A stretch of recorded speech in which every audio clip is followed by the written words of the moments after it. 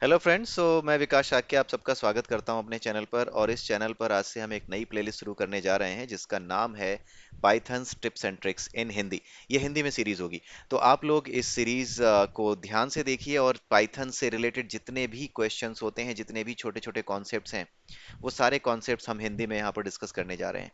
लेकिन इससे पहले कि मैं ये सीरीज शुरू करूँ, इसका पहला वीडियो आज मैं शुरू करूँ जहाँ पर हम आपको समझाएंगे कि क्या होता है पाइथन में ऑब्जेक्ट्स का मतलब, क्या होता है पाइथन में डेटा टाइप का मतलब। आज यहीं से हम शुरू करेंगे, ठीक है। लेकिन उससे पहले मैं आपसे रिक्वेस्ट करना चाहूंगा कि आप मेरे चैनल को सब्सक्राइब कीजिए, बेल नोटिफिकेशन आइकन जो है उसको दबाइए, ताकि आपको सारे अपडेट्स टाइमली मिलते रहें।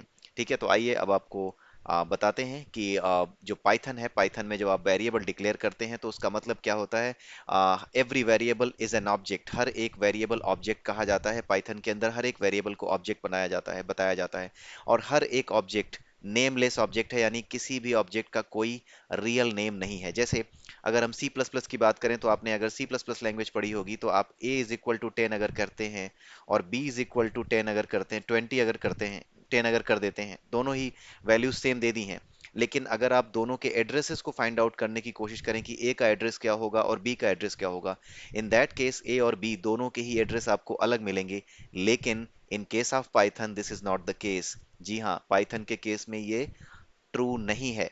पाइथन के केस में ए और बी दोनों के एड्रेस सेम होंगे, क्योंकि पाइथन के केस में एवरीथिंग इज एन ऑब्जेक्ट। अगर आपने 10 लिखा है तो 10 एक इंटीजर है। पाइथन में आपको कुछ भी integer int a is equal to 10 लिखने की जरूरत नहीं है। आप जो टाइप देंगे उसी टाइप का ऑब्जेक्ट ये बन जाएगा, उसी टाइप में ए कन्वर्ट हो जाएगा। ठीक है, अगर आपने ए को 10 दिया है तो a is an integer, right. A को अगर आपने 10.5 दिया है तो a will be a float, right. So इस तरीके से पाइथन में ये चीजें काम करती हैं।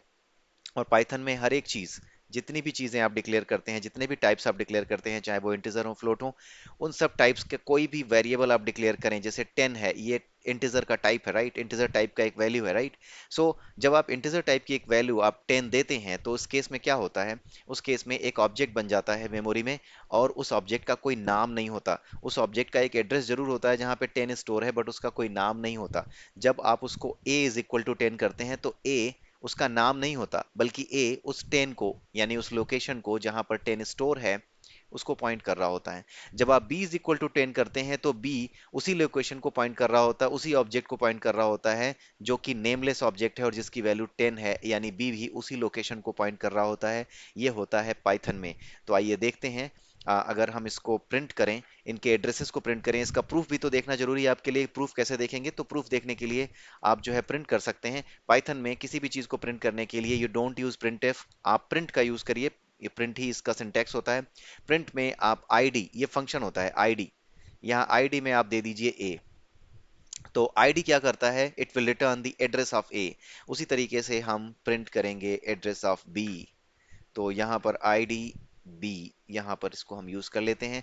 और मैं आपको बता दूं कि मैं विजुअल स्टूडियो कोड यूज कर रहा हूँ। अगर आपको विजुअल स्टूडियो कोड में सीखना है कि पाइथन कैसे इंस्टॉल करते हैं, कैसे उसको इंटीग्रेट करते हैं, इट्स वेरी सिंपल। अगले वीडियो में आपको ये बता दूंगा या फिर किसी वीडियो में बता दूंगा। अभी के लिए आप सिर्फ कॉन्सेप्चुअल क्लैरिटी के लिए जो सिंटैक्स हैं और जो प्रोग्राम सेमेंटिक्स हैं उसको समझते चलिए। प्रोग्राम के कॉन्सेप्ट्स, जो पाइथन प्रोग्रामिंग लैंग्वेज के कॉन्सेप्ट्स हैं, उनको समझते चलिए।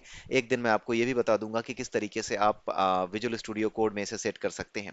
ठीक है, बाकी उसके अलावा आप कोई भी यूज कर रहे हैं IDE, that is fine, right. So अगर आप इसको रन कराते हैं, यहाँ पे रन कराने का ऑप्शन होता है, अगर आप इसे रन कराएं तो I D A and I D B both has been printed. और अगर आप देखें दोनों वैल्यूज को, तो बोथ वैल्यूज आर सेम, ये दोनों ही वैल्यूज सेम आई हैं।